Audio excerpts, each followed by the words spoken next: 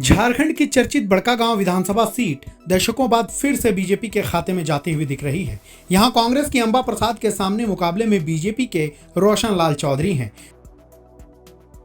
रोशन लाल चौधरी का मुकाबला साल 2019 में अंबा प्रसाद से हुआ था। इसके अलावा रोशन लाल चौधरी साल 2014 और साल 2009 में अंबा के माता और पिता योगेंद्र साव और निर्मला देवी के खिलाफ भी चुनाव लड़ चुके हैं, लेकिन इस चुनाव से पहले रोशन लाल आजसू के टिकट पर चुनाव लड़ते रहे और इस बार उन्होंने पाला बदला और बीजेपी के सिंबल पर चुनाव लड़े।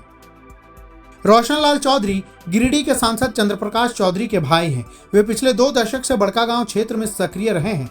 कई चुनाव हारने के बाद भी वह क्षेत्र में बने रहे। वहीं अंबा प्रसाद की बात करें तो अंबा को राजनीति अपने पिता और मां से मिली है।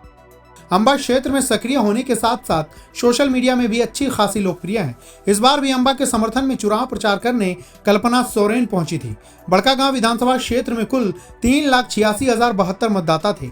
इनमें 1,97,399 पुरुष और 1,88,662 महिला और 11 थर्ड जेंडर वोट मतदान के लिए पंजीकृत थे। इनमें से 2,63,913 मतदाताओं ने अपने मताधिकार का प्रयोग किया था।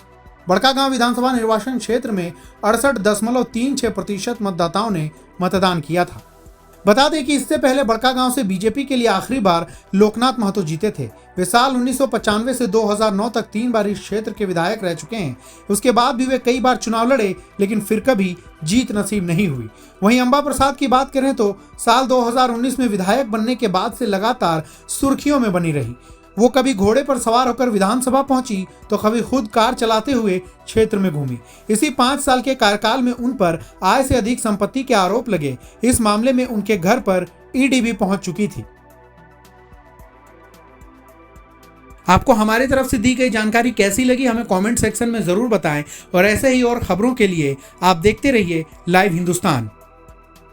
बीजेपी का सरकार था उस समय, तो हम जब होश संभाले थे तो हमें बस इतना ही पता था कि ये लोग पूरा क्षेत्र को विस्थापित करने में लगे हैं। उसके वजह से मतलब जब इनकी डबल इंजन की सरकार थी तो पकड़ी बरवाड़ी में इन्होंने गोली चला के एनटीपीसी को अंदर किया था।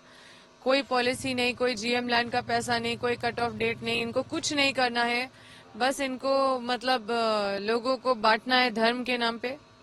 तो हमारे बड़कागांव के लोग का इस तरह का कोई ये नहीं है। हमारे बड़कागांव के जनता जो है बहुत जागरूक है।